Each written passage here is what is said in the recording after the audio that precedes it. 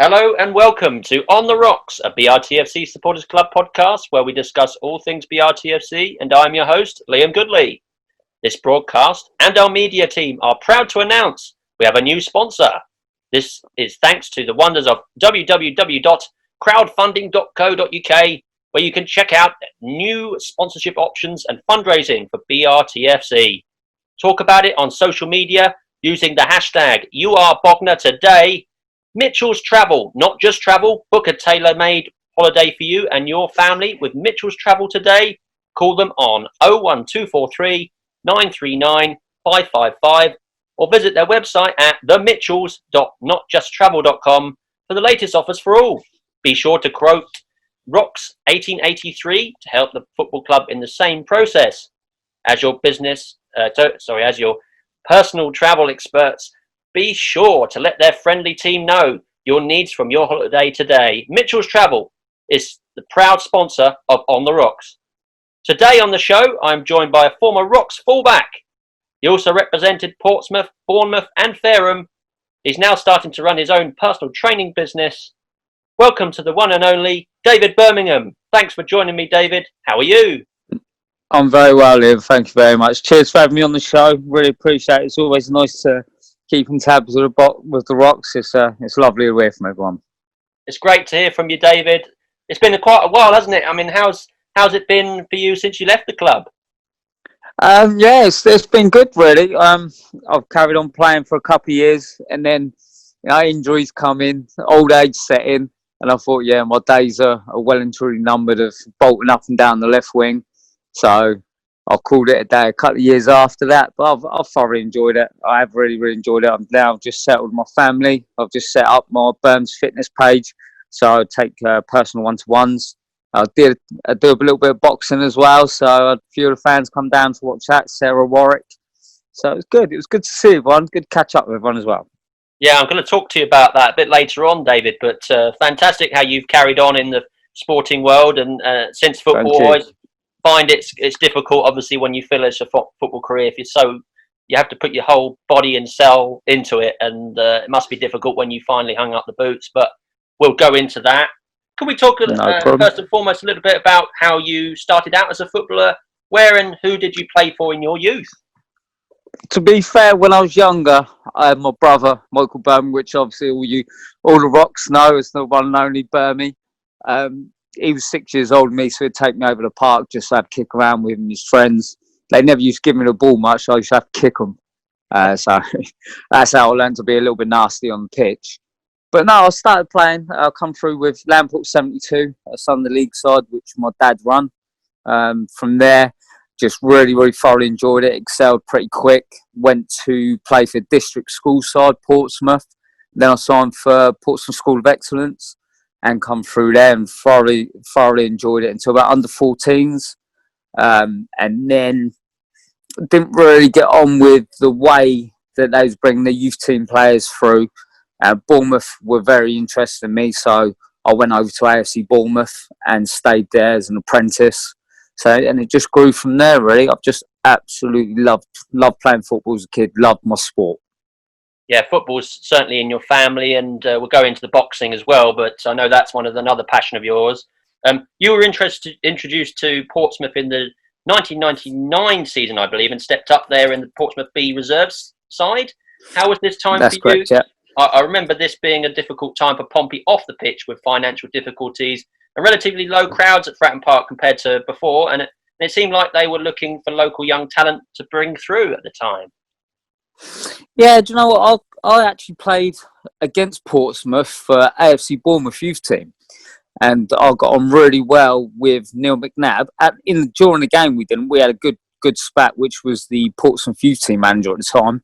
We had a bit of an argument, and then we played them in the Southern Floodlit Cup at Fratton Park about a week later, and again we had a little bit of a running dispute on the pitch. But I was at Bournemouth at the time. Didn't get on too well with Bournemouth at the time. Now I broke my leg coming on loan to Bognor. I went back, and then Portsmouth rang me. Neil McNabb offered me to do my rehabilitation down at Portsmouth. So I went down there, and from then he offered me to go down do pre-season with them. I did bring up about Portsmouth not being in a great financially secure position at the moment, and he said, "Look, you don't have to worry about what's going off the pitch. I just want you here to do what you do on the pitch." So that was enough for me. I thought that's fair enough. So now I went down there. Alan Ball offered me my first professional contract for a year. I broke into the reserves, was playing extremely well, and absolutely loved my time with Portsmouth. It was a big step up from youth team football to reserve team football. You're playing against experienced pros that's on borderline of the first team or just coming back from injury. So it was really, really good. I absolutely thoroughly loved it. But you know, the club itself, yes, they were in a little bit of financial difficulty, but if you look now, they come through it. But Portsmouth have always been in that situation, haven't they? Ever since they've always been having problems financially at some point along the way. Yeah, certainly have, and a team that's been through its ups and downs, certainly, and obviously fan base there is massive, and I know many Bognor fans follow what's going on at Pompey and Fratton Park, but I believe that it was the year 2000, 2001 that saw you transition to the main side at Pompey. How did this come about, and who helped you most when you got to that point in your career? This must have been an exciting time for you.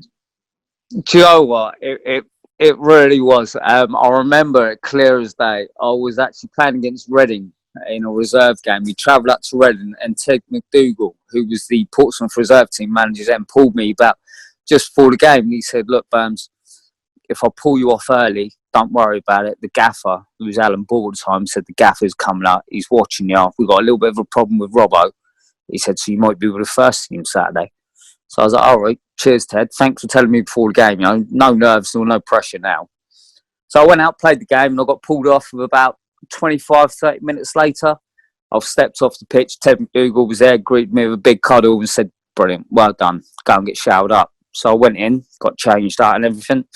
Come back out. Next day I was in with the first team training. And then, unfortunately for me, 2 days later, Alan Ball got sacked. So I was like, all right, okay, I don't quite know what's going on now. But luckily, and I mean really luckily for me, I was fortunate. Tony Pulis come in, who's a very aggressive manager. And he absolutely loved the look of me. I played one under-21s game. And then next thing I was in the first team squad, travelling up to Bolton, which is where I made my debut. I come as a second half substitute. The year they was absolutely flying. They got to, I think, the semi-finals of the FA Cup. They had Michael Johansson on the right wing, who was hard work. He had Ardiger Johnson up top. There was so many good players in that side. And I was just kicking myself. I was like, whoa, what is going on? It was nervous, absolute nerve-wracking. I remember being in the dugout, and the gaffer turns around me and says, "Burmo, go get warmed up." So I thought, "Well, right, okay." But he did name a couple of other players to come warm up with me. I thought, that's all right, it's just routine warm-up. So I've done that. I've come trotting back, and he's gone, "Burmo, get stripped, you're going on." I was like, "Oh, mate." So half hour left of the game, I made my debut at the Reebok Stadium against Bolton, who I believe they got promotion that year as well. They was absolute top notch. They beat us 4-1, but what an experience it was to come on and play in front of the Pompey crowd that travelled all that way to Bolton. It was fantastic. But then again, I went back to the training ground on Monday, and the gaffer put up the list for who's going to be in the squad for the Saturday, which was away to Ipswich Town. And my name was in there. The gaffer said, "Right, come on, get ready." So I was like, "Yeah, no problem." So away I went, done my training. Friday, met the grounds, got a coach. Off we went up to Ipswich. And the gaffer always done it. When we got to the game, or got to our hotel night before the game, we'd go out and do a routine, just little training session, set plays, a bit of pattern of play work. So we set out the bibs. The home team was always, the first team was always in the yellow bibs, and the subs would be in the orange bibs. So we set out the formation. It was, I'll clear 3-5-2. And I'm looking at it thinking, yeah, no worries. I'm lining up my orange bib. I'm up here, keep bench. And he's chucked me the yellow bib and gone, "Burmo, you're playing left wing back." And I was thinking, right, that's a big pitch. But no, it was good. So I went through the routines of the set plays. I was on corners, free kicks, and everything. I got to the hotel room, and the first thing I done was rang my brother. I was like, "Burns, you never can guess what." He said, "What?" I said, I'm starting tomorrow at Ipswich. He was like, what? I said, yeah, I'm starting tomorrow at Ipswich. Can you get up here? And he was like, well, I'll speak to Jack. And he rang Jack, but they had quite an important game themselves. So he said, look, I can't make it. Just, relax, try your best, just chill out. It's just another game of football. Just stay calm. So I was like, yeah, we'll do, no problem. Well, that night I couldn't sleep. Could not sleep for love nor money. Nerves were kicking in, you name it. So the next morning, Jack Pearce rang me, actually. And he rang me and just said, look, I've heard the news. Just relax, good luck, play well. I'll speak to you after the game. So I was like, yeah, no worries. And cheers, Jack, thanks a lot. So we had the pre-match and we travelled to Portland Road. And the stadium was empty. We come out and the stadium was absolutely empty for the warm-up. So I'd done the warm-up, and I remember as I was going back into the tunnel where the home fans were stood, I looked up and I seen my dad just staring down at me, and then it was like, wow, here we go, this means business now. So we've gone into the change room, and Milan Mandrick, who was the chairman, he was in there, and I think they'd done it, him and the gaffer, done it to settle my nerves. They just turned around, it's nice to see the mascots changed up. So the gaffer, Tony Pulis, went, no, he's playing. So I was like, oh, mate, here we go. So that was a bit nerve-wracking. But I also played at Bournemouth with Matthew Holland, who at the time was the Ipswich captain. And we was in the tunnel lining up. And Matthew was the skipper, and he turned around and started talking to me. So I was chatting away as you do. And with that, Dave Wortman stood behind me. He's giving me an almighty thud straight round the back of the head and said, come on, concentrate. We're just about to go out and play against him. So I was like, yeah, okay, you're right. So we've walked out, and oh my God, I've never heard a noise like it. 24,000 people just roaring, because it was the year Ipswich actually got promoted that year and won it as well, and they were flying. I don't think they had been beaten at home. So we stepped out on the pitch, the referees blew his whistle, away we went. And then little Lionel, we was running down the wing, and Steve Claridge popped up and took the lead, and about, I think it was 15 to 20 minutes into the game. Wow, we celebrated. I don't think we really touched the ball after that. It was like the Alamo. We had the tin hats on, we was waving the white flags, and they just kept on coming at us. They had Jamie Scowcroft. They had everyone playing for them. They were absolute. Jim Magilton. They were a really, really good side. And then Jermaine Wright come on as a sub. And I remember marking him. And he said something to me, and I thought, that's right, mate, I'm going to get you. And I got booked that day. He took a touch, and I went in a little bit late, a little bit high, and I caught him well. And the referees come running over, and with that, Dave Waterman, Adrian Whitbread, all the experienced pros have come flying over and said, no, ref, come on, he just got overexcited, just calm down. So I got shown the yellow card. But, mate, we celebrated that game as if we won the FA Cup. We was out on their pitch for about half hour, 45 minutes. George Burley even done an interview after the game saying, I think the Pompey lads are still out celebrating. Can anyone tell them we're turning the floodlights off and we're going home? But it was amazing. It really was an absolute amazing feeling, and something that will stay with me forever. Sounds fantastic, that, David. And Tony Pulis sounds like a real top manager. He obviously saw something in you and gave you a chance. Tony Pulis was brilliant. I'm not going to lie, he was brilliant. He was good for the young lads. At the time, you've got to remember, we was fighting relegation. We was in a right dog battle. We was in a lot of trouble. So take a gamble on putting myself in there, who was 18. We had Luke Nightingale in the mix, who had already made his debut. He'd already given Gary O'Neill his debut at 16. So he put a lot of faith in us youngsters. And I've got nothing but respect for the man. I thought he was absolutely fantastic what he done at Portsmouth and keeping us out of relegation. I know it didn't end well for him, but I'd still think he was a fantastic manager. And you look how far he's gone on, what he done with Stoke, and how far he took Stoke. I've got nothing but praise for the man. He was a definite, direct, upfront, no messing. This is how it's going. If you don't like it, do one sort of manager. And it went a long way. It was good. Another one you mentioned was Alan Ball, and I remember him being an absolute legend at Pompey. Obviously, he's no longer with us, and he was a big legend for the England as well. Can you any meetings with him at all over the years? Yeah. Quite a few meetings with Bally. Alan Ball actually took me with the squad up to Tranmere. The first ever time I went with the first team. Only took me as a squad member. I wasn't on the bench or anything like that, and he just took me up there for a bit of experience, I believe. But he was a funny character, Bally. He was brilliant. Absolute. His football knowledge was fantastic, but he was a funny character. Very quiet. Didn't really say a lot, but when he went, he flipped, and it was like, wow. Okay, get your head down. Jesus, he's proper cop now. But no, I've got nothing but respect for him. Jimmy was at the club. Jimmy Ball, his son. So I know Jimmy really well. But Alan Ball, what a legend! What a legend, and what a manager and a player to play underneath. Yeah, he really was good. You know what I mean? You don't win the World Cup and not know a bit, one or two things about football. Absolutely fantastic manager. I always remember the old chants at Fratton Park, Alan Ball's Blue and White Army. I just remember that as a constant chant as the chimes rang out there.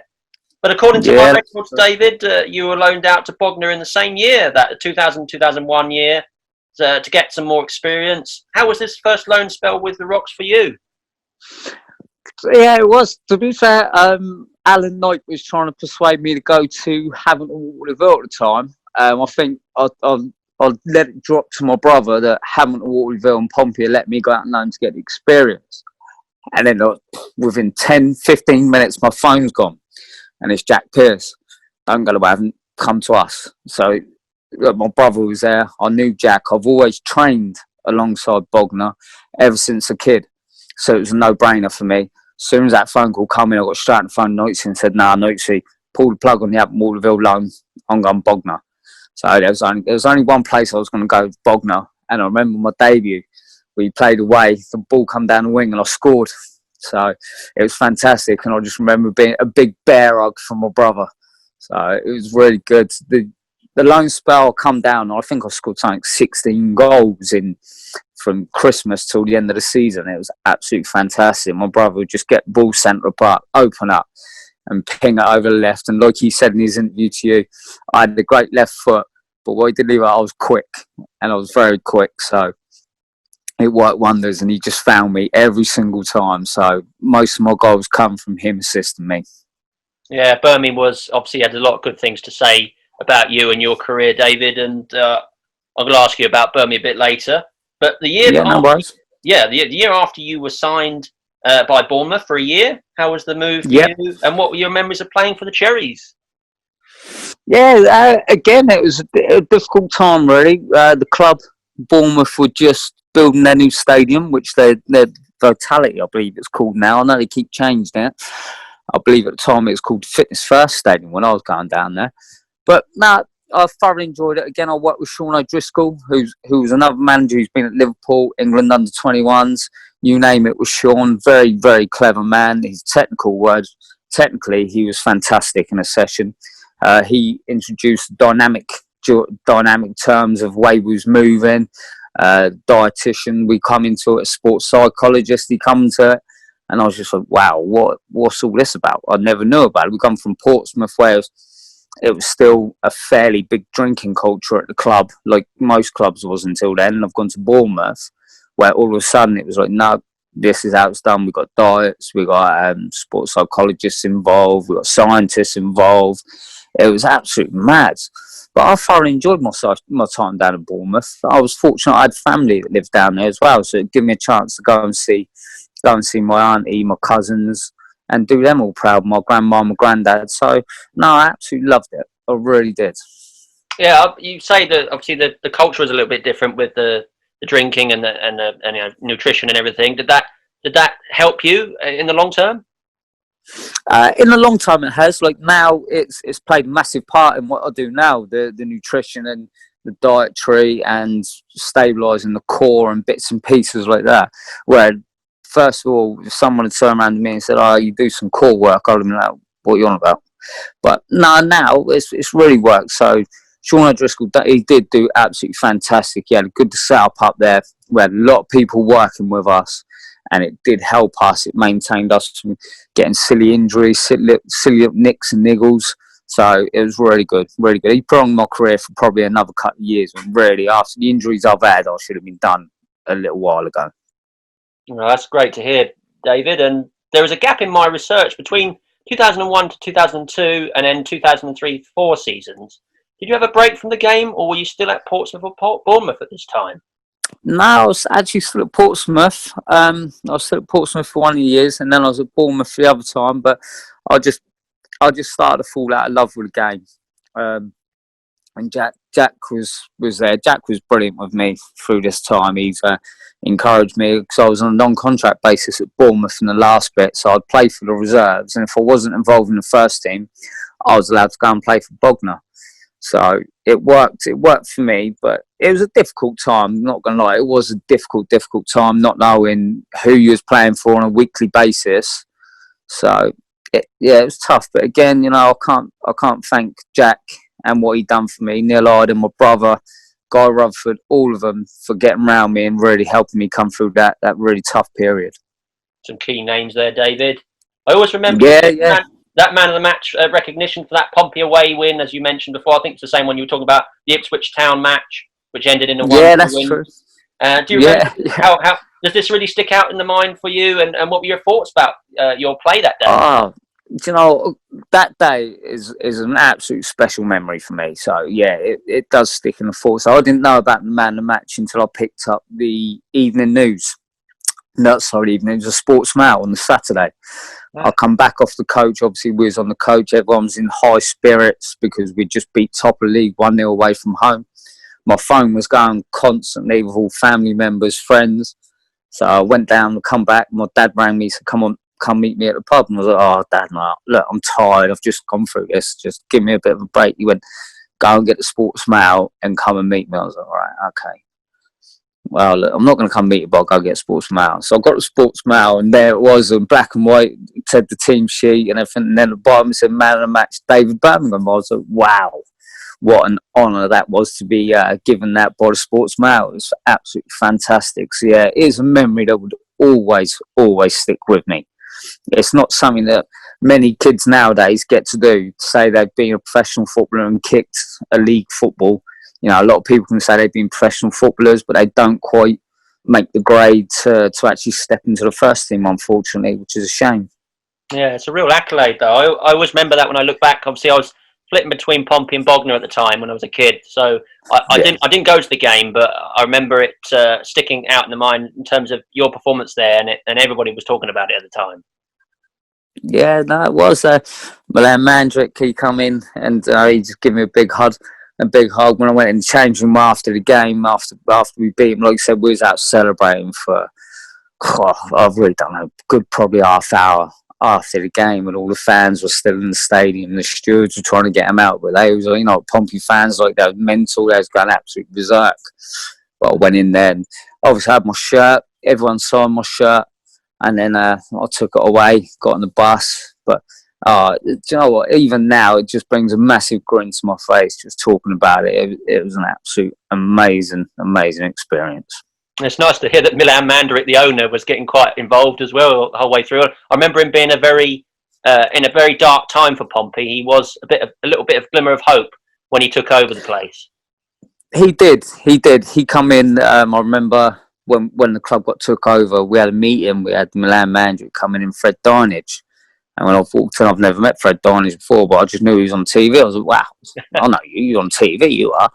And then he said, he put it as blunt as like, I can't swear. He said, right, lads, don't F about.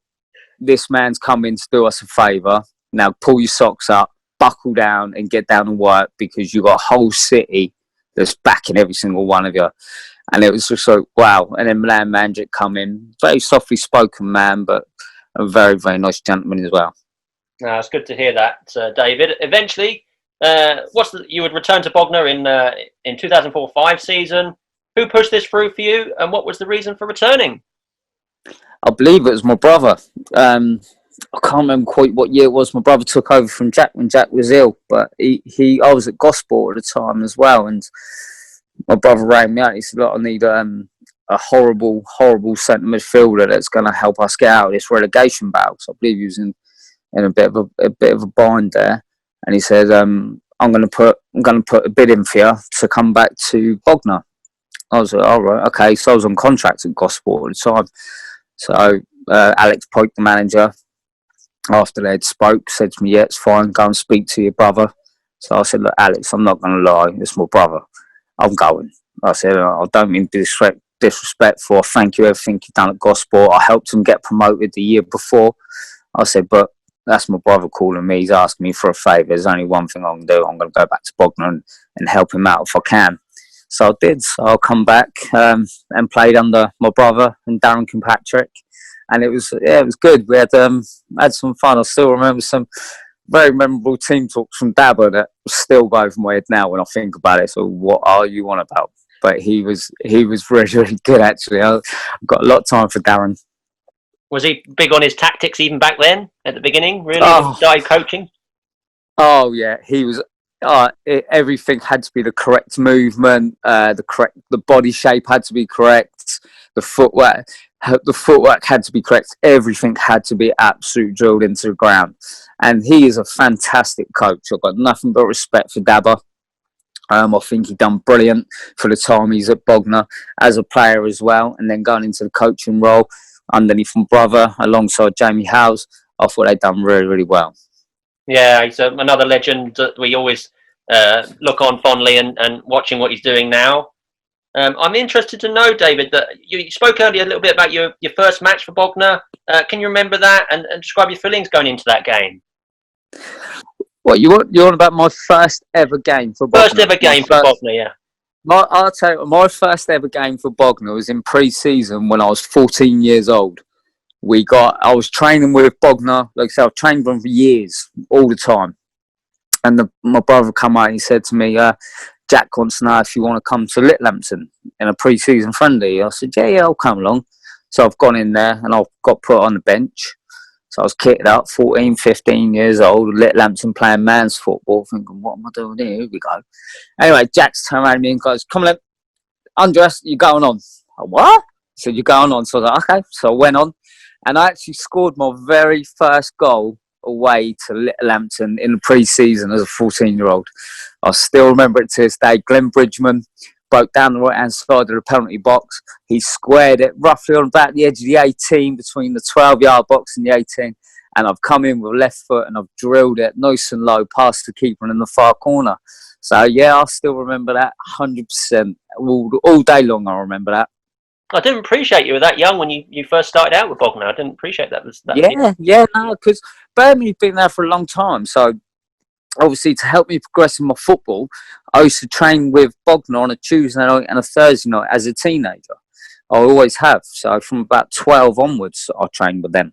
So, this one time when Jack said to me, do you want to be involved in the first team in a pre-season friendly against Littlehampton?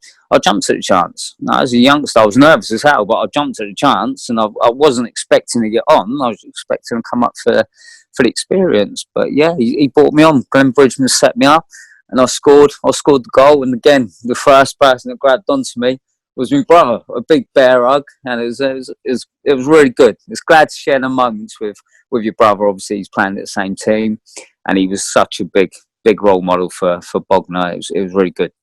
Yeah, real talisman for the club over the years.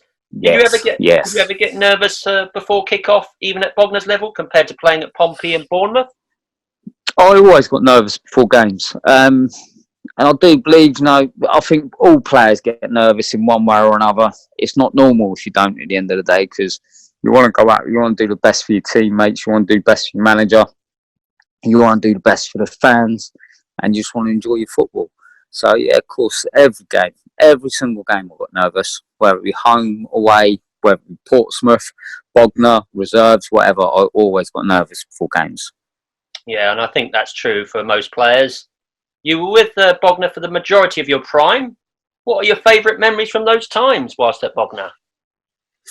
There's always, obviously, scoring on debut at 14, and then scoring when I'll come back on loan. And then I suppose the biggest one is the year we got promoted. I think it was Tooting and Mitcham, and we just couldn't get beat. Lewis were hot on our tails, but I think they had to win by 8-0, I believe. And we just couldn't get beat. That's all it was. We had to win and just couldn't get a win and a draw, and hope Lewis didn't score 8 goals and we was up. So we went there, and that was amazing. It was a nervous, anxious bit at the end, but it was amazing. Was that the Walton and Hersham game, the last game of the season? That's it. So Walton and Hersham. I thought two in Mitcham. Walton and Hersham, and we went there. Yeah, and I don't think we had a very good record at their ground either. So it put us a little bit on eggshells. And I think we drew the game 0-0. And if I remember rightly, I think Lewis won 6 or 7-0, and they missed out by a goal. So it clenched us promotion, and what a good season that was, and what a good side we had then. Yes, it's nice that you remember that one as a memory, because Burmy we talked about that with Burmy as well, and he remembers that fondly as well that day. Yeah, I think everyone remembers that, because it was a very, very nervous wait at the end of the game, because our game finished and I think Lewis still had a couple of minutes left to play, and we knew they had to get the one goal, and we was getting the feed through on the phones and bits and pieces, and the fans were with us.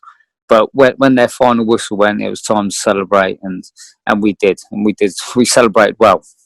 Yeah, I remember the celebrations after the final whistle, David. That's it. Yeah. Yeah, I know you chipped in with some goals and were the provider for many over the years. What would you say were your favourite goals out of all of them you scored? I've got to say the most favourite one that sticks out again is, I know I keep going on about, is when I was 14. To do that was fantastic. But I believe another one was against Hayward Swifts at home. I still remember it. David Pope and Richard Hudson worked a little combo down the right-hand side. The ball got squared across the 18-yard box. I was just outside it, and I come across it with my left foot and just stanched it into the far top corner. So that one always sticks out really well for me, because that was a nice goal. Good teamwork build up for it as well. So it was lovely to finish off the game with that one. I remember those two. Obviously, David Piper, right back, wasn't he? And Richie Hudson surging down the right wing with his trickery. Yeah, he's very awkward to play against, Richie. We had him on one wing, myself on the left wing, and when I was on form, because I've dipped out of form quite a bit towards the end, I found it hard working and playing football at the same time. But between the pair of us on either wing, we did give a few defenders a bit of a nightmare. Absolute deadly. When you got to Bognor initially, David, did you come to realise what a major figure your brother Michael Birmingham had become at the club? Oh, come on. I knew that from day dot. I absolutely knew that from the outset. Birmingham's always got that feature about him. He's always there. I knew he's club captain. Obviously, like I said, I'd been at the club and trained with them. I'd been to many games. And at the full-time whistle, when everyone was in the bar, I was out on the pitch having a kick about. I knew exactly what a big role model and a big icon Burns was at the club. And he still is, and he's so held with such high regard by everyone at Bognor. So he should, because he was there 17 years. He's had chances to move on. He stayed loyal to Bognor, and I thought he'd done fantastic for the club. And the club did for him as well. So it was both. Yeah, he said the same thing, and he certainly is a legend at the club and always will be. And I think fans, they love him really. Yeah, they do. in your long career, you have come up against and played with some top players. In your opinion, who is the best player you played with and against in your career, and why? Best player I played against, I suppose I'm going to have to say, just because of what he'd done and the way he actually, even though he's an opponent, he was talking me through the game. I'd have to say Jason McAteer when he was at Blackburn. He was tricky. He was a nice bloke, but he was tricky. He was a good player, very clever, obviously very experienced. So yeah, he made it hard work for me when I went to Blackburn. So that was tough. That was a good one to go up against straight away.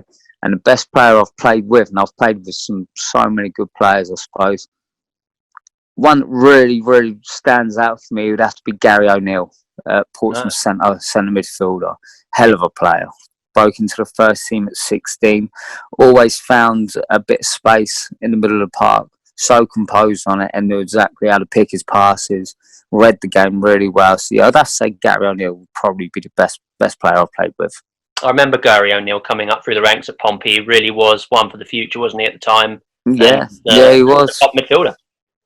He is, yeah, and he's done massive things in his career. He went on to play for some big clubs, West Ham, Middlesbrough. He's done really well, and I think it's only recently he's retired, so he has done ever so well. And he was a really nice lad with it, and a good player. Yeah, totally agree, David.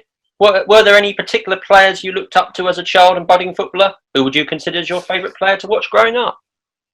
I had so many, to be honest with you, so many. I like to try Roy Keane's, Vinnie Jones's. I like the players that had a little bit of grit to them.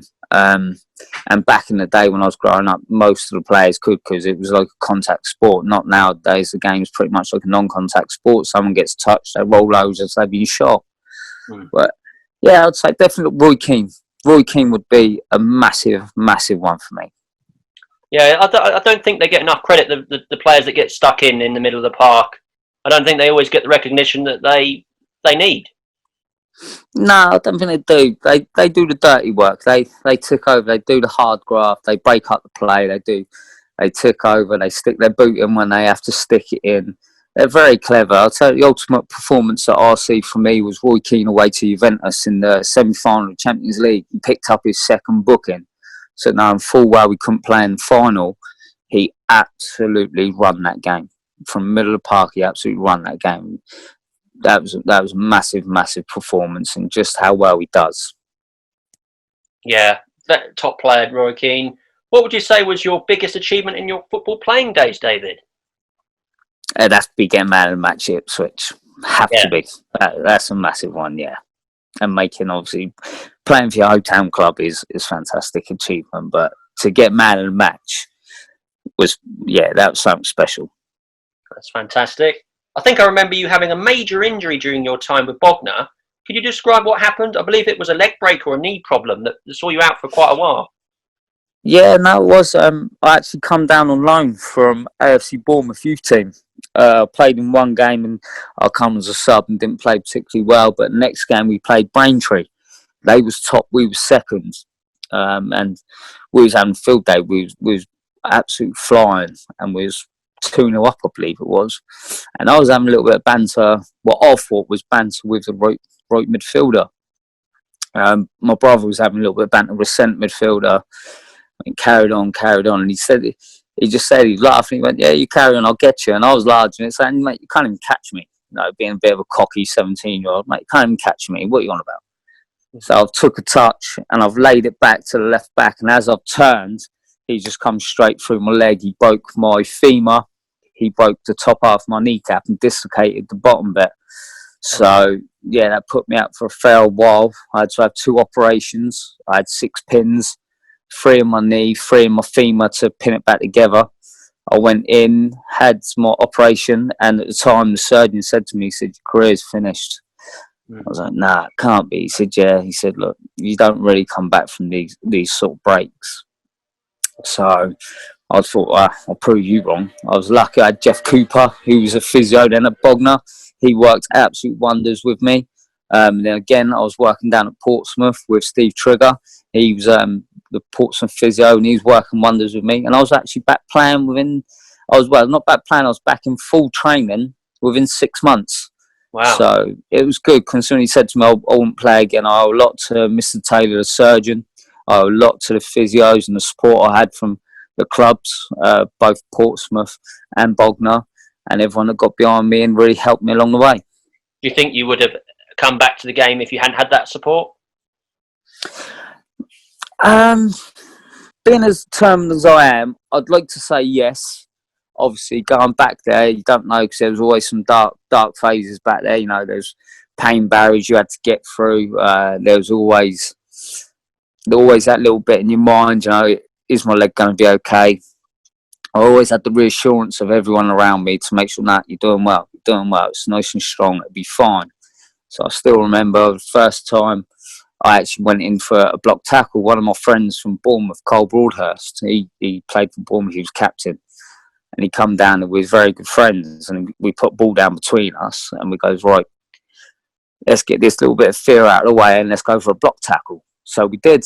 We done one. We just gradually built up the power. The first one was a tap. Second one was a bit stronger. Third one was a bit stronger. Fourth one was full on, and I had no pain from that. So I was buzzing. That took all the fear factor away, and I was ready to go back. Yeah, it's more of a mental game sometimes, isn't it, football, rather than the physical side? As long as you think you're going to be okay, you're all set after that. Yeah, I believe a lot of things are mental game nowadays. You know, you see Tyson Fury going on about mental health, and I think that's a big thing in every sport, in every aspect, in every athlete.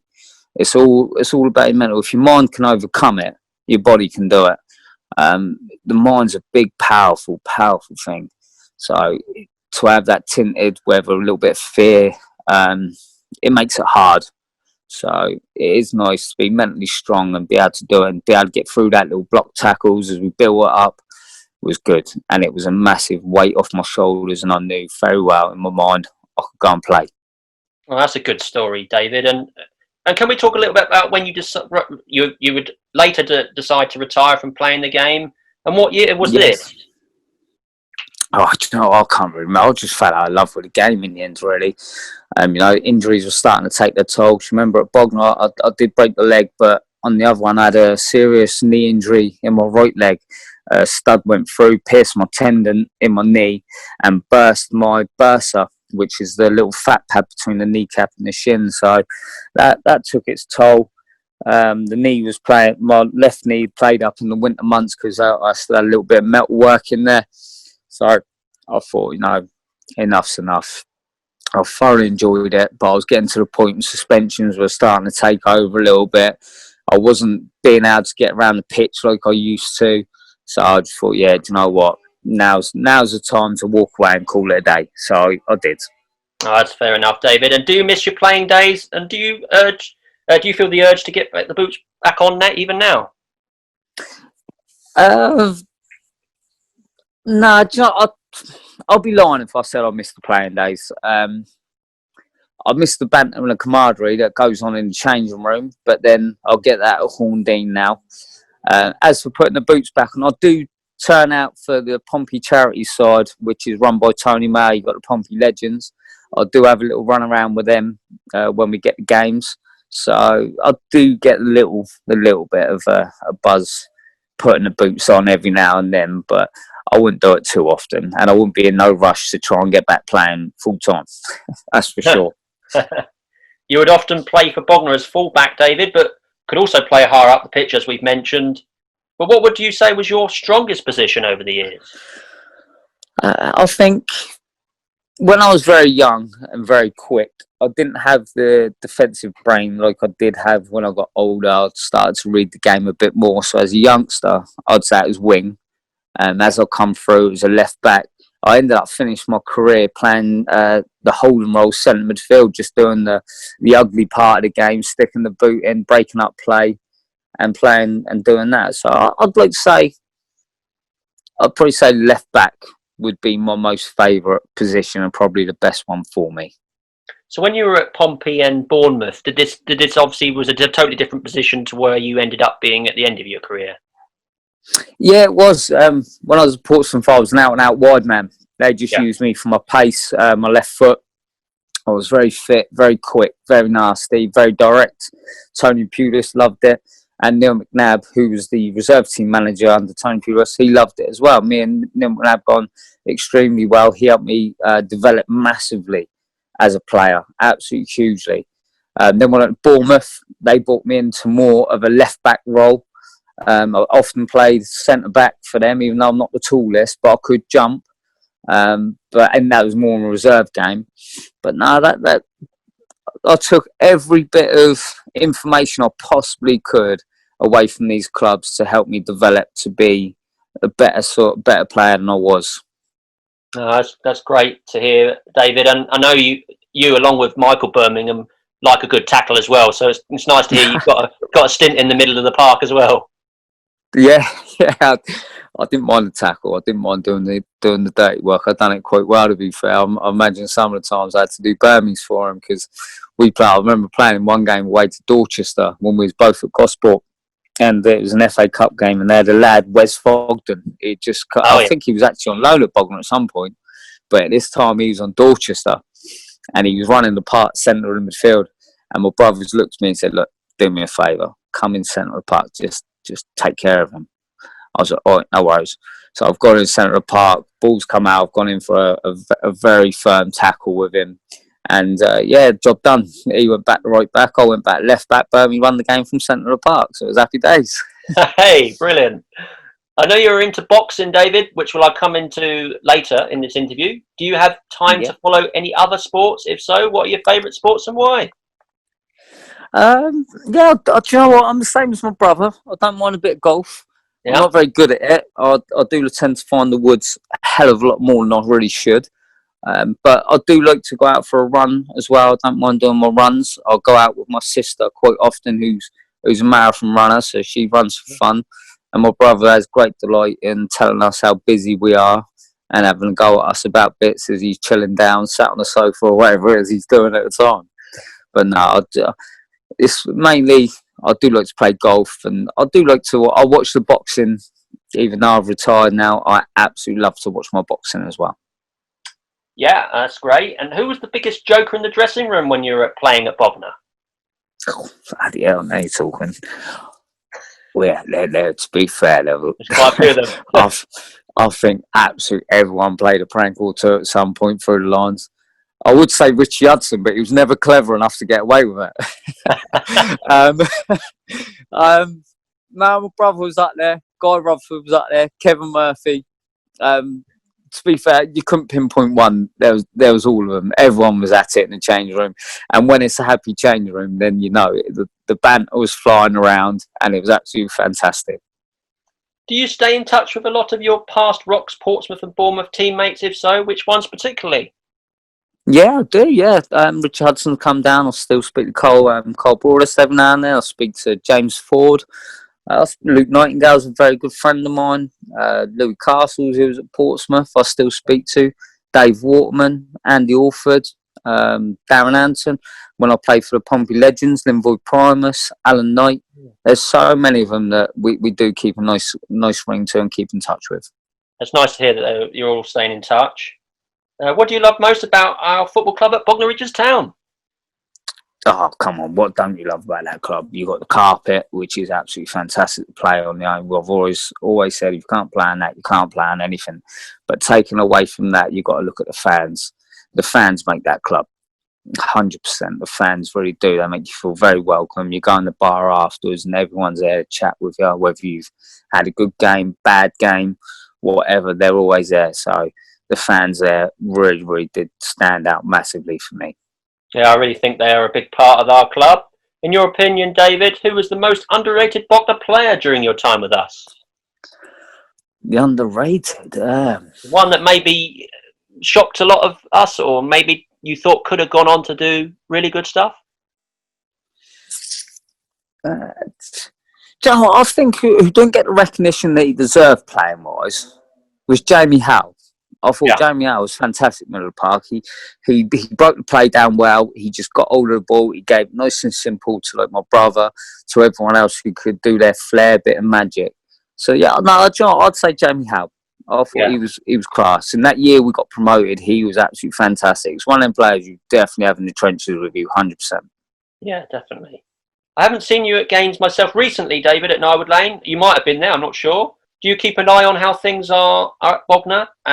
Or are you really busy and hold focus elsewhere at the moment?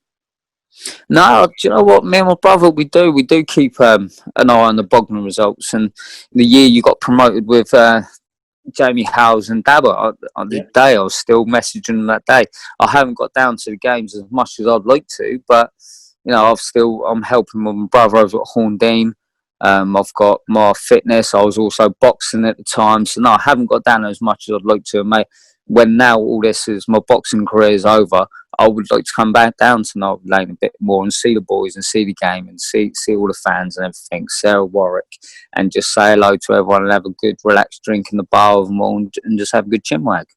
Yeah, I'm sure the fans would echo that, David, and would love to see you down there at the lane at any time soon. Whenever we get back to normality, of course. Yeah, it's true.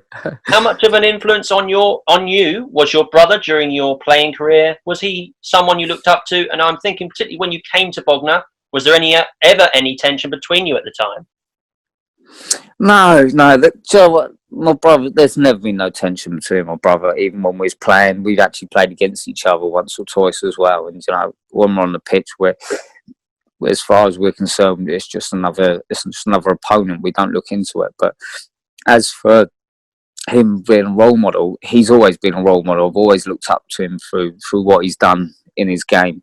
All right, he never made it to play first team, but he was probably one of the best midfielders that I've had the privilege to play alongside, and how he done it for the years he done it, consistency was unbelievable. So no, there's only one occasion that really stands out that he'd probably tell you about himself, where he did have a little bit of, I think he threw his boot at me at one point. We was playing again. Again, it was at Braintree. They was top, we was second, and we was 2-0 up at the time, and I got sent off with about 20 minutes left to go, and referee gave a decision against me. I jumped up, being temperamental as I am, jumped up, said a few choice words to the referee, got shown a straight red. So I've gone in the change room, thought nothing of it, celebrated as we do because we won, turned around and his football boots gone flying past my face. And with an angry little man at the other end of it, my brother, trying to throw punches at me. I was like, well, what's your problem? He said he was just angry at me because he had to do more running. So I was like, oh, right, unlucky. But no.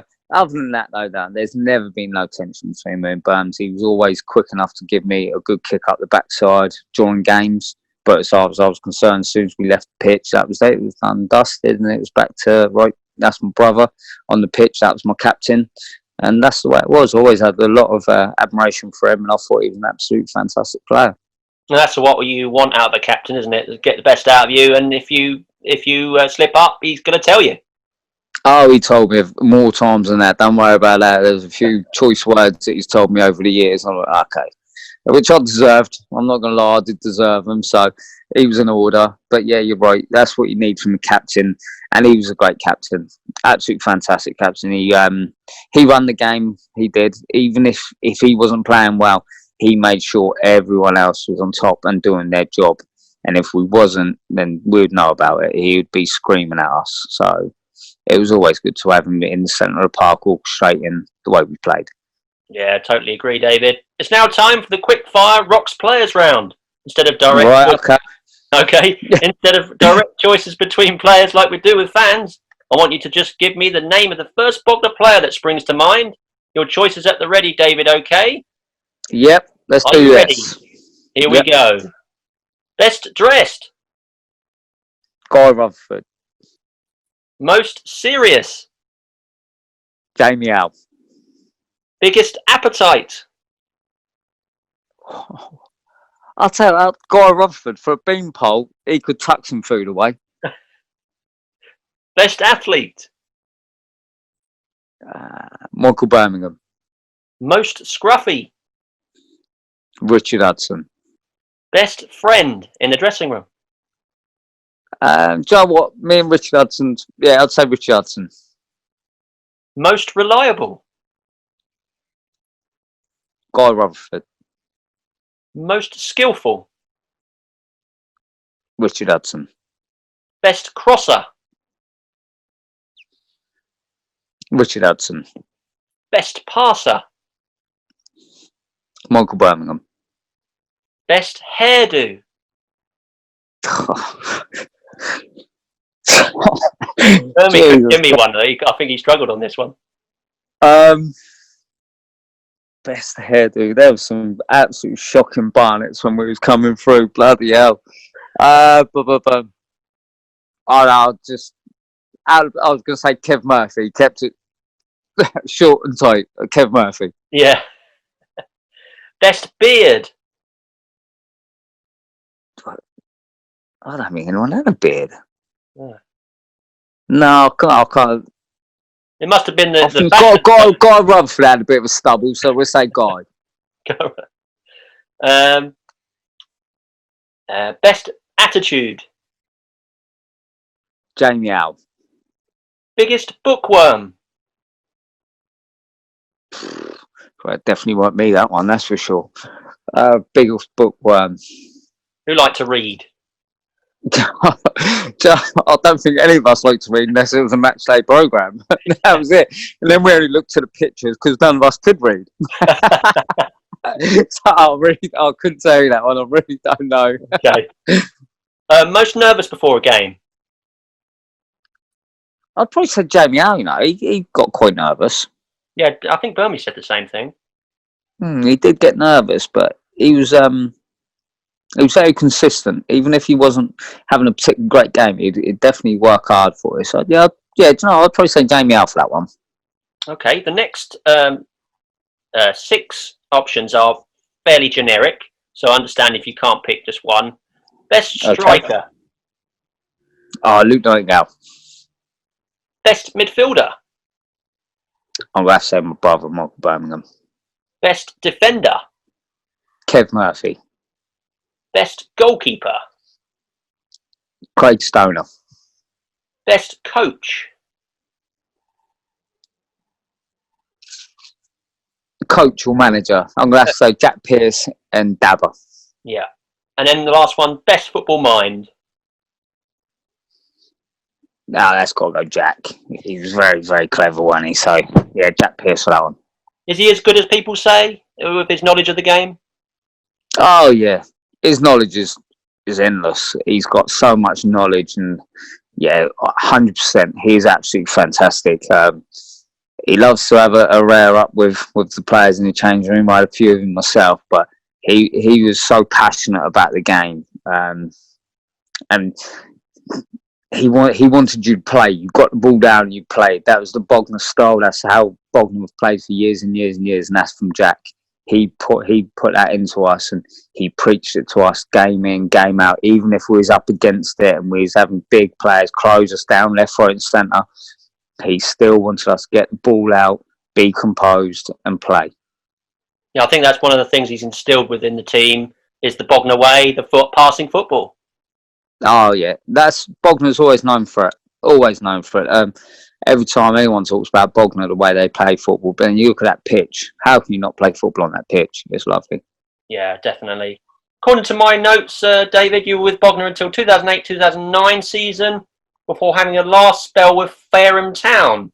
Is this correct? And if so, what were your thought process like when deciding to go to Fareham? No, I actually went to Gosport.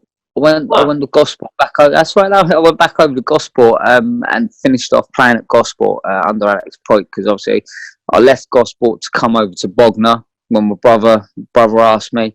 So as soon as my brother decided that he was obviously what happened with Bogner with Andy Orford coming in and people like that, my brother felt as if his time in the club was done.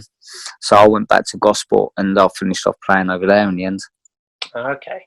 Was this your last season or did you play at all after this with Gosport or any other teams? No, do you know what? I've done a couple of clubs a little favour every now and then. Graham Ricks at Porchester helped him out for a game or two. Played a couple of games for Moneyfields, but nothing concrete and serious week in, week out where I played consistently. It was just to help out really and tick over. Oh, that's good to hear. And between the end of your football career, David, and transitioning eventually into boxing in 2016, what was most important to you in your life? Oh, my family. Yeah. 100% my family, yeah. I'd not long had a little girl, and I had my 2 stepsons. So it's my family, really making sure my family, and they looked after me. Like you said, when you come out of the game, it can play heavily on your mental state. And that took that pressure away from me, and my family meant the world to me, and that they still do. But that was my soul. I just looked after them. Yeah. Was it difficult for you to stop the football and take up boxing, given you had devoted your whole young career to the game? No, do you know what? It wasn't actually. Dave Waterman, who was the Oakley Waterman Foundation, because he lost his son, so unfortunately to leukemia at Oakley. So he rang me up out of the blue and said, look, we're putting on a boxing show. He knew that I'd boxed previously. And he just asked me, would I be willing to jump on it to help him out for the charity? So I jumped straight into that. So it was really, really good. But no, I didn't struggle. Oh, that's good to hear. And Burmy mentioned to me that you were into boxing as a youngster. I think he mentioned you were about 11 or 12. How did the option of going into boxing come to be after your time playing football was complete? Was that just what you just told me? Yeah, well, yeah, it was. I boxed when I was a junior. I got to the semi-finals of the England schoolboys. Unfortunately, I got beat by Matthew Burke, who went on to win it and represent England at the time. But yeah, no, so I always had a passion for boxing, but unfortunately I went to play for Bournemouth the next day and I had a bit of a shiner, and they asked my dad what happened. And Dad told him, he said they gave him the ultimatum, look, he either plays football, he boxes, he can't do both. So I went with the football. And then when you was talking about I retired, Dave Waterman, like I said, he set up the Oakley Waterman Caravan Foundation in aid of his son. So he set up caravans all around the south coast for terminally ill children to go for a respite, all free of charge and everything. And he said, I think they needed to raise 60,000, I believe, something along that region, for a new caravan to be revamped. So he asked for volunteers to go and do a charity boxing show. So I chucked my name straight in the hat for it. So I haven't looked back since. I went in, I won the fight against a very experienced Richard Hayward at the time. And then stayed in the gym, carried on training. And Mikey Ballingall, who's my manager, said to me, look, I'll tell you what, how about you stay over, train with the pros, see how you get on, which I did, sparred a lot of them.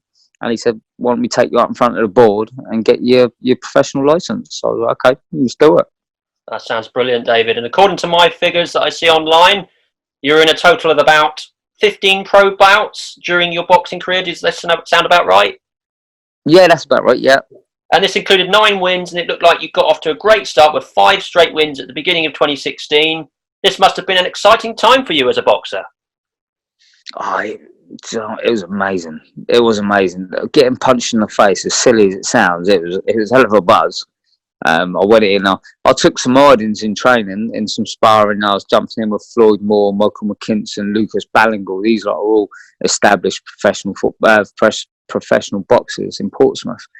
Some good strong hitters and some good strong boys. Roscoe Jameson was another one who went on to fight Conor Benn.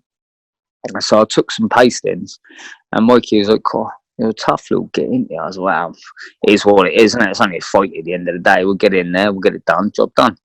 So, but no, you know what, it was absolutely fantastic. I had some great experienced fighters helping me out, some great trainers, and I've been around and been involved in some great fights, some absolutely fantastic fights. But I got off to, like you said, 5 straight wins.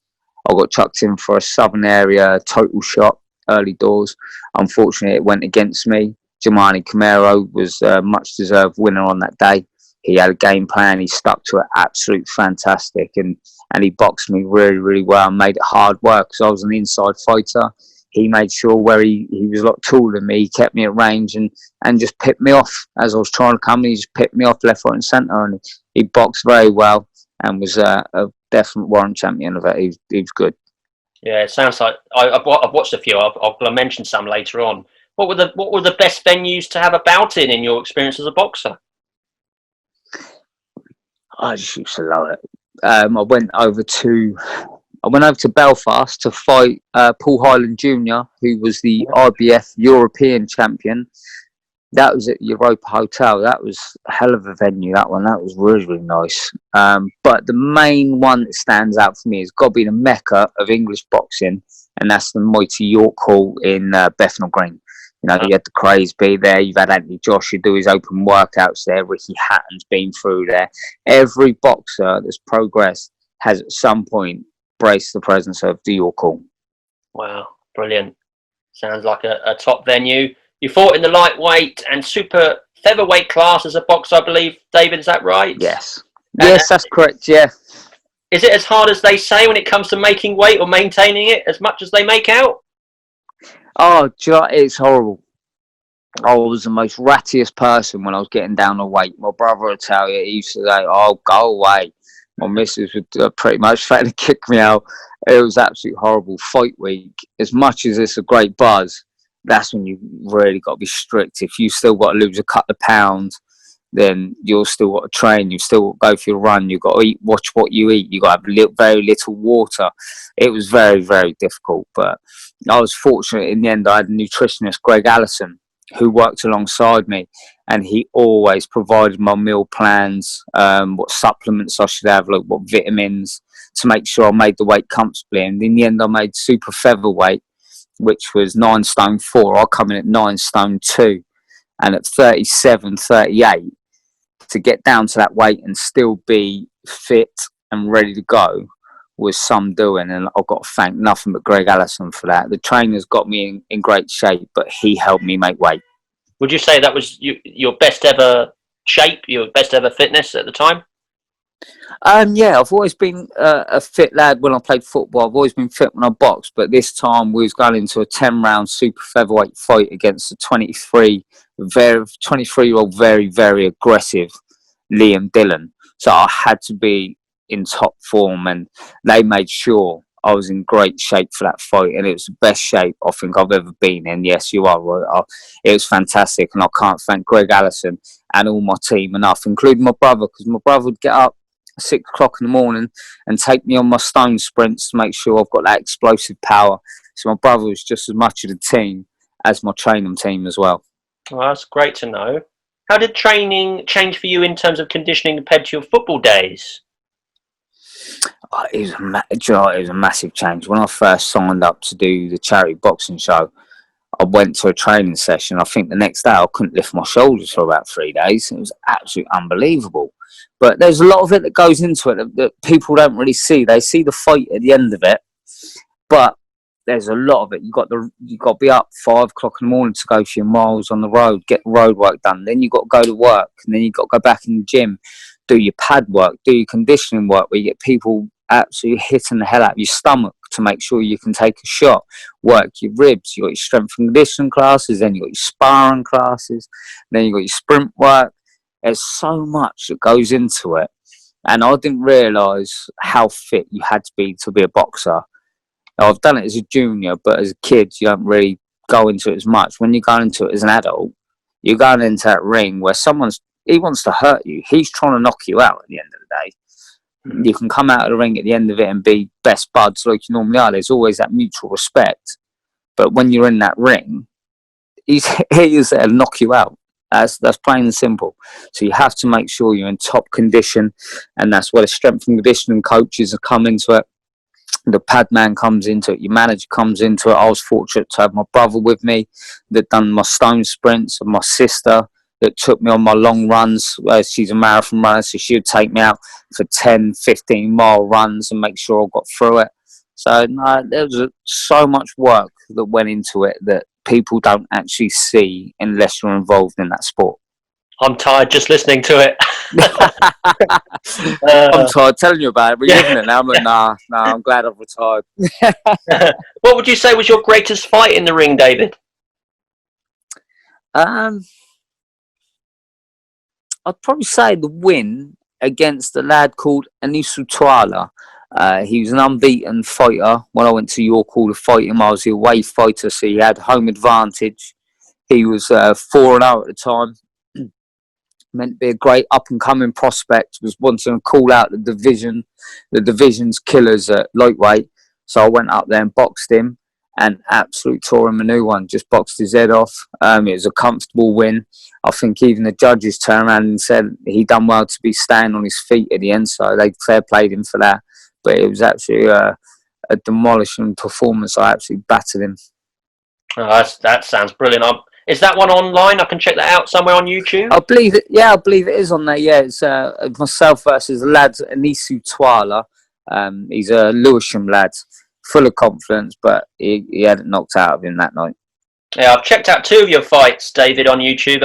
I'm already a fan. I was amazed at how many full matches of yours are on there. 2 of your wins, I saw you fight Antonio Horvatic, and then then later you fought Jamie Spate. Both very tough fights, but what would you say were your biggest strengths in the ring? My biggest strengths was my work rate. Work rate and the sheer willingness to make sure you can land 2 shots, but I'm gonna land 4 on you. So it was my work rate, my persistence, just hunting them down, cutting off the ring, and really working them and throwing lots of shots to make sure that they slowed down and to get the win I needed to get. Yeah, not being very knowledgeable about the boxing myself, I was amazed at how quick you were in the ring. The way you go to the body with the punches and jabs really threw your opponents off their guard. You have a mean uppercut and had a low grade, which clearly helped with those. What would you say were your favourite punches and moves in the ring? I used to like coming in behind the jab. Obviously, everything you do in a boxing ring, you got to come in behind the jab. But I used to like left hook to the body. That one, if you land that right, that's a game changer. You catch them lovely in the liver, then there's a good chance that they're going to fold. And then that keys you bang up for that uppercut you said. So you caught them with a left hook to the body. They start to ease off when they felt it, and you bring that uppercut straight up through that guard and catch them straight on the chin on the nose. So those definitely my best 2 shots. I absolutely love them shots. Yeah, I could see that in the matches. I noticed on the back of your boxing trunks the words Pee Wee, and on the front firm. Is that the training camp you represented and your nickname respectively? Also, was your football nickname, or were there any others you had that you remember? Oh, I had so many names. Some of them that can't be repeated on here, unfortunately. Burms has always stuck with me because when me and my brother played in the same team, he was known as Burmy by the players, and I was known as Burms to make sure, obviously, there weren't 2 Burmies. But Pee Wee, that stuck with me, that one. A friend of mine, Paul Miles, who was in training when I'd done the charity fight, he said to me, "You're tiny," so he always called me Pee Wee, always. And I said to him one day, I designed my shorts I wanted for my fight. And I said, "Right, I've got Burms on the front, I'm going to have to stand on the back." He went, "If you let me put a name on the back," he said, "I'll order your shorts for you." I was like, "All right, go for it." And it come through with Pee Wee in the end, and I was like, "Oh my days!" But no, it was class. It stuck with me, and I had it every fight, every pair of shorts I had Pee Wee on, even on my t-shirts, training t-shirts, ring t-shirts. Pee Wee stuck with me, so I've kept that. It was good. Oh, that's a great story, David. I've always liked the Rocky movies myself, but always wonder how close to reality they are. Is there any similarities to the movies in your career in boxing?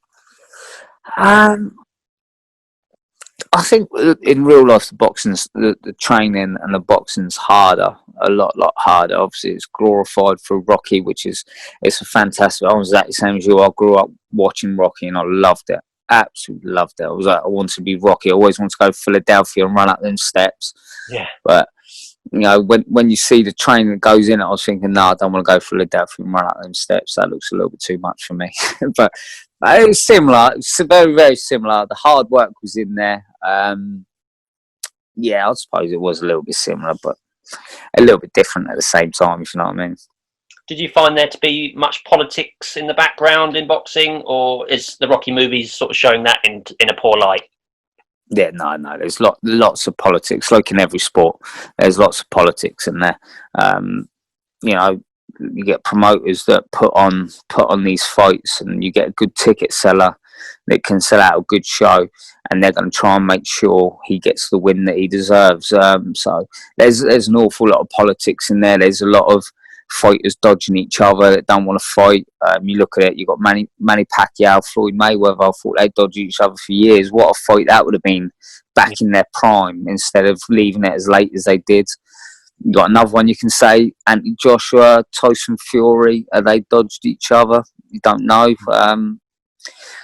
There's definitely a lot of politics involved in boxing.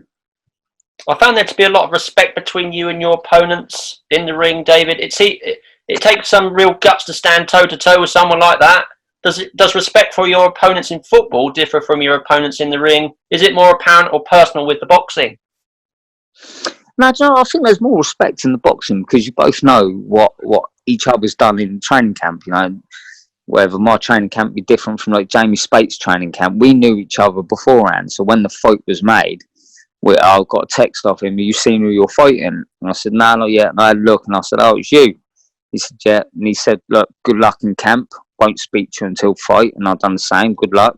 And then we met each other in the ring.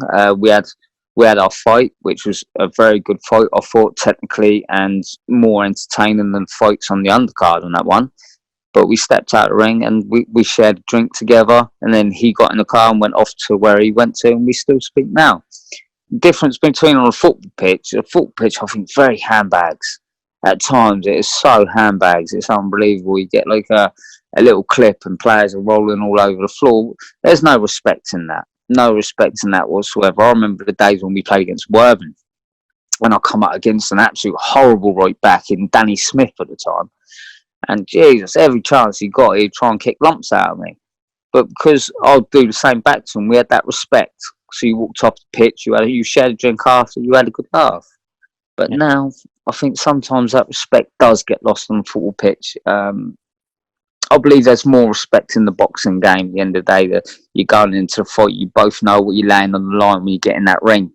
You know, at the end of the day, it's man versus man. You know, you can get hurt, and records show people have got hurt, and unfortunately, people have lost their lives in the ring.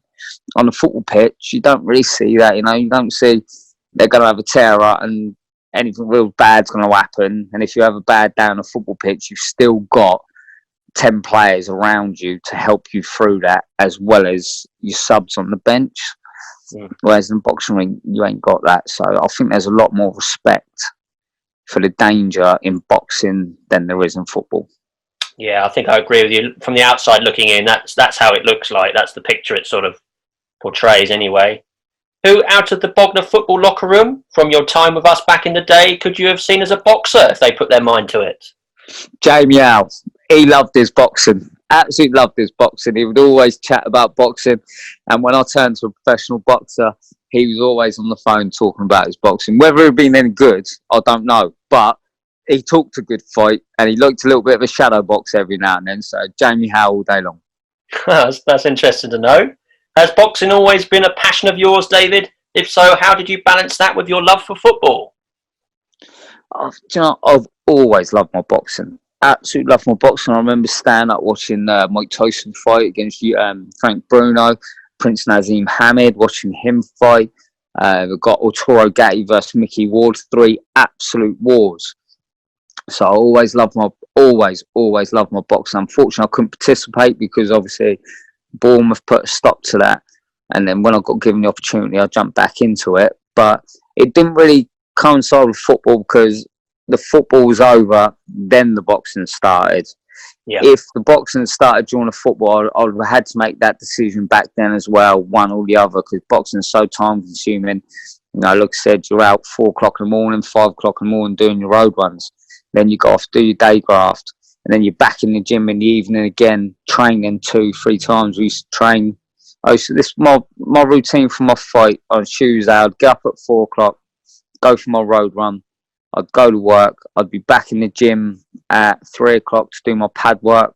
Back in the gym at 7 o'clock to do my normal training with the lads. And then at 8 o'clock, 9 o'clock, I'll be doing my strength and conditioning class. I wouldn't get home till about 10:30. And I had to do that twice a week. And the other times, all we missed out was the strength and conditioning classes. So it was really, really tough. I wouldn't have been able to train in the football like I did. So the boxing would have took over, and one or the other would have had to give. Yeah, certainly. For those wanting to get into boxing, David, what would be your advice on how to get started? The best way to do it is just walk in the gym. Honestly, you walk in the gym, you get nothing but respect for walking in there. It's quite a daunting atmosphere. First of all, you think you're walking into a whole load of room with fighters, but they're not. They're sportsmen. That's all they are. They're sportsmen. There's a lot of respect there. So the first thing you should do, look up any amateur boxing clubs around your area and just go in the gym. Just go in the gym, buckle down, work hard, listen to everything, take it all in, and just work on what they're telling you and learn it. And if you enjoy it, carry on. You know, I think part of the problem is that people can't break down that fear of going to the gym and giving themselves a chance of making it. No, it's true. Like I said, it's a very daunting place. I've had people come in the boxing gym when they're charity fighters, and they looked absolutely petrified. And it's like, at the end of the day, we're all sportsmen. We're here to help you. If you're a charity fighter and we're professional, we're here to help you. We're not here to take the mick, or if we're going to do pad work or spar you, beat you up. We're here to help. And that's what we did do. So you just got to have the confidence to walk in the gym and just make a statement and say, look, right, I'm here, I'm ready to work, and let's train. A lot of coaches have got so much respect for people who just come in, keep the head down and work hard. No egos, no nothing. Just come in, do as you're told, work hard, and see where we go. Yeah, that's good advice, David. In your opinion, would your brother Michael have ever made it as a boxer? He certainly got stuck in on the football pitch over the years. Definitely not. 100% definitely not. I've tried talking him into getting into a charity fight many a times, and he's always told me where to go and gone, I just don't get it. He said, what is the point? You go in the ring and you get punched. There's a good chance you're going to get hurt. If you win the fight, you're still going to get a dig at some point. If you lose the fight, you're still taking a dig. So why? Just why do you do this? It's like every time he says that to me, and I can't help but laugh at him and just say, but it's the buzz. The ring walk in front of all your fans, your music comes on, you've made an announcement, you make your way to that ring, and then at the end of the fight, if you're lucky enough to get your hand raised and win it, it is an unbelievable feeling. And I'll say that to him, and he just looks at me in disbelief, shakes his head and goes, nah, not for me. So the answer to yours, definitely not. What was your ring music, your ring entrance music, Dave? I couldn't quite catch it on the videos. I always come into the Pompey Chimes, always. Yeah, I had one fight, I had the Pompey Chimes, the one you was on about against Antonio Hogovic. I had the Pompey Chimes blended into Who's Going to Run This Town Tonight by Rihanna and Jay-Z. So, but always the Pompey Chimes. And my very last one was me, my brother, a big fan of his, and my granddad, who unfortunately ain't with us no more, was Frank Sinatra My Way. So I stood there and we had Frank Sinatra My Way blaring out, and I made my ring walk then for my very last fight. That's a nice touch. You have also been involved at Horndean Football Club with your brother as fitness coach in recent times. David, how did this all start for you? And how has it been teaming up with Birmy, again in the footballing context? It's been absolutely fantastic, really. Obviously, I do a lot of work in the gyms. We do a lot of strength conditioning work. The fitness levels are totally different to some of the footballers. So if Birmy had players that needed extra training or needed a bit of work on certain muscles, he'd send them off to me in the gym, and they'd come in and I'd work with them. We had Connor Duffin a few years ago, broke his tibia and fibula against Sholin. So during his rehab, Burns rang me out and said, look, we've got Connor coming back. What's the chances? And I said, send him in. I'll take him to the gym. We'll work his muscles, make sure his rehab's right. He's not overdoing it. And we'll get him going. And ever since then, I've just stayed there already. He rang me out and said, would you come on part of the coaching team? Be the strength and conditioner and footballing coach, the fitness coach side of it all. He's the footballing brain. I'm not. So I left him to do with that side of it all. But no, it's good. I absolutely thoroughly enjoy it. It's good. We've had a few heat discussions when games haven't gone his way, and my phone would go 11 o'clock at night and he's absolutely ranting about something or other. And I'm just like, yeah, okay, Berm, okay. But he's just so passionate about his football. And so it's nice to be involved in. He's got a great backroom staff with him. He's doing absolute wonders at Horndean, so it's nice to be a part of it. Yeah, he's certainly doing very well. And do you have similar ideas to how you approach football, or do you both have completely different views? Oh, we're completely different. Completely different. He's a Bognor player where they want to get down and play and have flair players and everything. Whereas I think I'm more of a bit of a rough and ready. You got to do the ugly work first to deserve the right to play. So we have the odd disagreement about that. But at the end of the day, all footballing decisions, that's down to my brother. He's the manager. He's the footballing mind. He just took me over there to do the fitness side of it all. So I'll stick to my bit. He sticks to his bit. I'm on the phone when he's ready to rant and rave and bits and bobs about it. I'll say my little piece. But as far as I'm concerned, it has no effect on anything he does. He will still do the things that he does that's made Horndean come how far they've come along. Yeah, and I know Birmy is very proud of you and what you have gone on to do away from football, as well as on the pitch over the years, David. Sounds like he is a brother who really supports what you are doing now as well. Do you feel this support, and how close are you two these days? So, I mean, we see each other every day. We work together in our day-to-day jobs, so we see each other all the time. But my brother's so supportive. He always has been. He'll be quick enough to tell me if I'm in the wrong, but he knows how headstrong I am, and if I've decided I'm doing something, there's nothing stopping me. I will do it. And that's just who I am. But so I think he's got the wind of that, and he's jumped on board. Yeah, he's very sweet.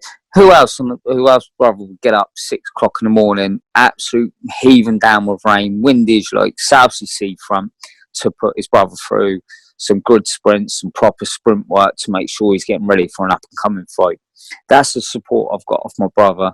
Every time before I went in the ring, I'd always get the same message off him, always, if he couldn't make it. And he'd send me the same message: let's get this stuff done and get the hell out of there. So all the time, he's always been supportive of me, and likewise with him, I would always back him 100%. So it's nice to have that close bond with him. That's brilliant to hear, David. You are now in the process of setting up your own personal training business. Tell us a bit about that. How is that going for you? It's going well. This lockdown, believe it or not, I started just before the lockdown. I got into it. I needed something to occupy my mind. Obviously, after retiring from boxing, coming out playing football, I need something to do. I'm a very active person, like my brother and my sister, and obviously, not doing that is going to play heavily on your mental strength as well. So I spoke to my brother. I had a few little wobbles. I spoke to my brother. He said, "Look, you've got to do something. Whatever it is you do, you've got to do something. Find something to chuck your whole heart into." So I started training a couple of people in the gym who just randomly asked me, "Oh, can you take me for a session?" I was like, "Yeah, no problem." And they seem to love it, absolutely love it. So it's gone strength from there, really. And now I've got clients 6 o'clock in the morning every day. I'm out after work until 8:30 at night training people. I'm helping Mickey Parker, the bare knuckle, who's fighting for his bare knuckle English title fight. So that's good to help him with that one. So it's just going pillar strength to strength. It really is. Sounds brilliant, David. It's bound to grow. How can people find out more about your personal training? I'm on Facebook and Instagram under Burms Fitness. So just come on there and have a look at it. Like I said, I'll put on videos of what sort of training I've been doing with people. I've got a wide range of people I'm working with. I'm working with a lot of the Horndean lads, a lot of other players that's at this moment in time not back training. They're coming work with me, working on their fitness. I'm working with boxers, Ainsley Hughes, who's a youngster who's just about to turn over professional. I've got Mickey Parker, who's the bare knuckle fighter, who's helping me. I'm helping him, sorry, and he's helping me. So, yeah, just go on Instagram, on Facebook, and it'll all be on there. That's brilliant. I mean, I'm sure people will check that out. What are the greatest challenges of being a fitness trainer and doing personal training in general? It's you've got to know how to motivate people. You know, you've got different types of clients. I've got some that do very little. I've got athletes who play semi-professional football. I've got boxers, like I said, bare knuckle fighter. I've got some elderly people that work with. You just got to know how to motivate them and how to tweak your sessions to help them get out of it what they want, whether it be weight loss, to just get fit, to get match fit, just general fitness in total.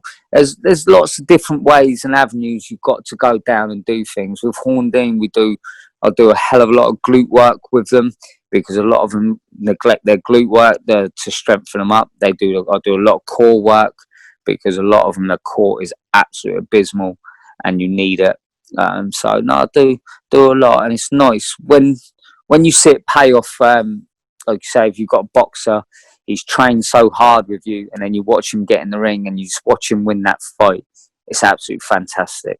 It really is. And seeing Conor Duffin, after breaking his leg, come back and make his return to football, there's nothing better than that. It really is really, really good to know you've helped them along their way and achieve their goals that they've set themselves.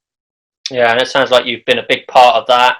What are your overall plans for the PT training, and what goals do you set yourself over the coming years in this profession? Do you know what? I'm just taking it bit by bit as it comes in a minute. Obviously, ideally, I'd absolutely love to go full time. The way things are going at the moment, there's no reason why I can't do. It's just a case of we're just waiting for this lockdown to be over, the pandemic to pass. And for people, if they still want to carry on training and getting fit, it'd be lovely to stay and go full time and really push people and push on, see how far I can go myself. Yeah, and I'm sure when this pandemic lifts, I'm sure, business will thrive again. Do you think that the fitness sector is a competitive market? It seems to me that there certainly is a boom of fitness gyms and personal trainers out there these days? Is the real task finding your niche? No, I think, it goes off your reputation at the end of the day. I'm known for being a hard taskmaster. I trained ever so hard myself. All I ask of my clients is when they come with me is they give me 100% when they're with me. What they do away is up to them, but once they're with me for that hour, you forget what's gone on during the day. That gets left at the gym door. As soon as you walk in there, you're mine for an hour.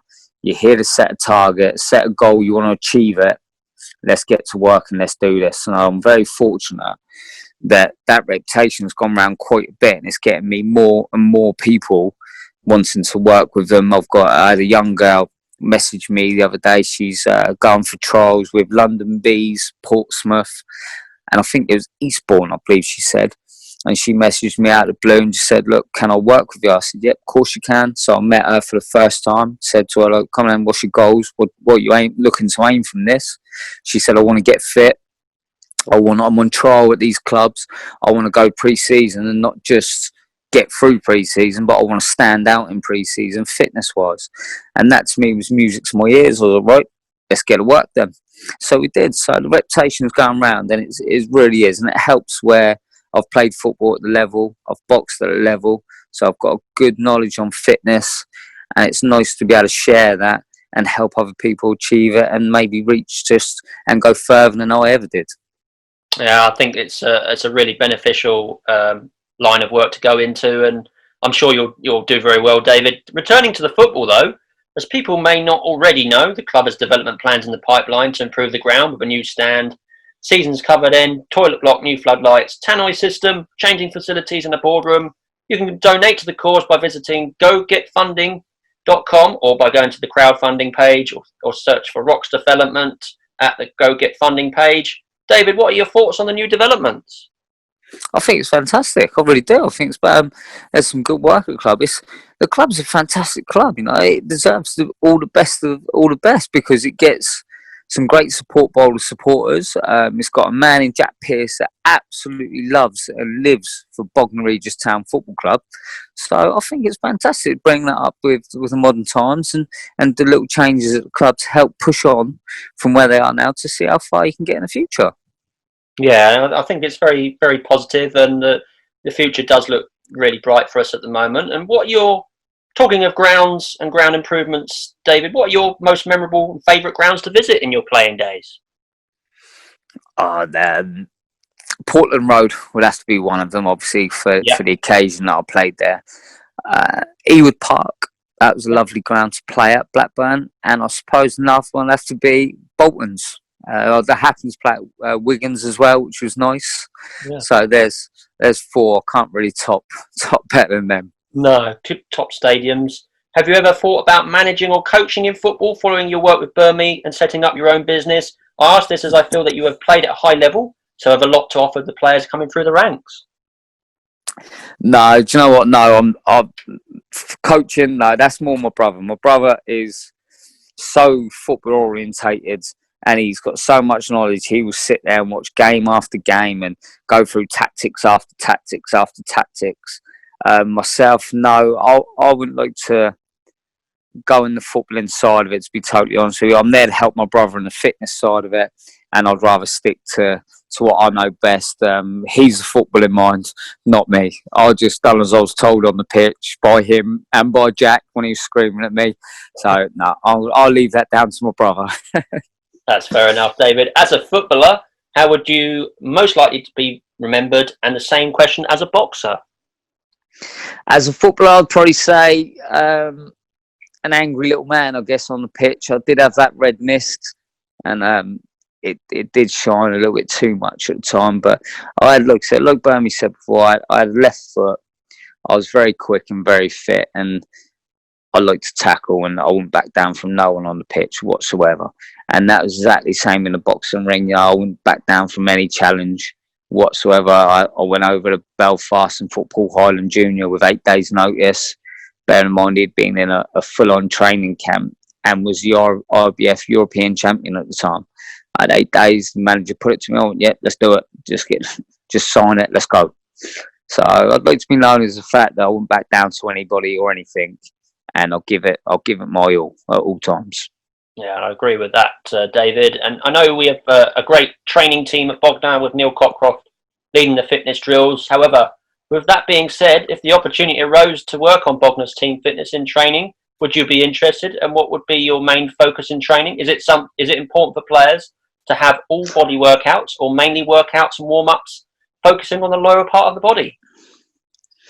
I'd absolutely love to come back and work with Bognor, but there'd be only one way for me to do that, and that'd be if my brother come with me. I'm a part of my brother's backroom staff. My brother is living his dream in the management side of it, and wherever he goes, then I'm going to be with my brother. If he decides that, I don't know, in the foreseeable future or whatever, he's going to come back to Bognor, then yes, by all means, I'll definitely come down there and help work with the lads all day long. As for the fitness side of it, I think as general, they need to have a good all-round workout. We've got to work the cores, the glutes, to make sure it balances out the legs, so it's not putting too much strain on the thighs, the hamstrings, the lower back, the groins, so stop little niggly injuries, which I'm sure the fitness coach down there is totally well aware of and on top of, because the boys are doing fantastic. So, yeah, I'd love to come back to Bognor, but it would only be with my brother. Obviously, that's yet to be seen, David, and obviously Bognor fans hope that they'll see you down there again sometime in the future. I know a lot of Rocks fans listen to this podcast, so what would be your final message to Bognor fans to end this interview at this time? I'd just like to thank every single one of them for all the support they've given me over the years. Like I said, like Sarah Warwick, and there's still a few of them, Stato, Rob Garforth, that always come down to watch me box as well. So, they're all fantastic. And I'm a massive thank you for everything they've done for me over the years. Even when I broke my leg, everyone was there to support me. So it was just thank you very much. And obviously we thank you, David, for joining me today. And I really appreciate you spending the time to tell more fans about your sporting career. Thank you for all the efforts over the years for Bognor as a footballer. I know I speak for all the fans and wish you well with your new PT training business. I urge fans to watch this space on that and check out some of your boxing bouts on YouTube. It would be great. Thank you very much. It would be great to catch up again soon to see how your life is going off the pitch with all the hard work you are putting in. How does that sound for you? That's fantastic. And I will be down in Norwood Lane at some point in the season to just come down and watch the boys and say hello to everyone. Even when if one thing got a game off and Bognor's is on, I'll come down. You'll be sure of that, and I'll come down and say hello to every single one of you and have a good beer in the locker and in the club bar and have a good drink with everyone. Sounds good to me, David. Again, a big thanks to Rock's legendary fullback and winger David Birmingham for being my guest today. And getting the chance to chat with him was great fun for me, and I appreciate him taking the time. David Birmingham is moving into the booming fitness world, so all the best to him on that. If you'd like to get your say in an upcoming episode of On the Rocks, then please contact me on Twitter at Liam Goodley. Again, visit our new media partners, Mitchell's Travel at themitchells.notjusttravel.com or call 01243 939 555 to find out more about their services today. And don't forget to quote Rocks 1883 whilst getting a great deal. This has been an On the Rocks podcast production brought to you by the BRTFC Supporters Club. Thanks for listening. Stay safe. Up the Rocks.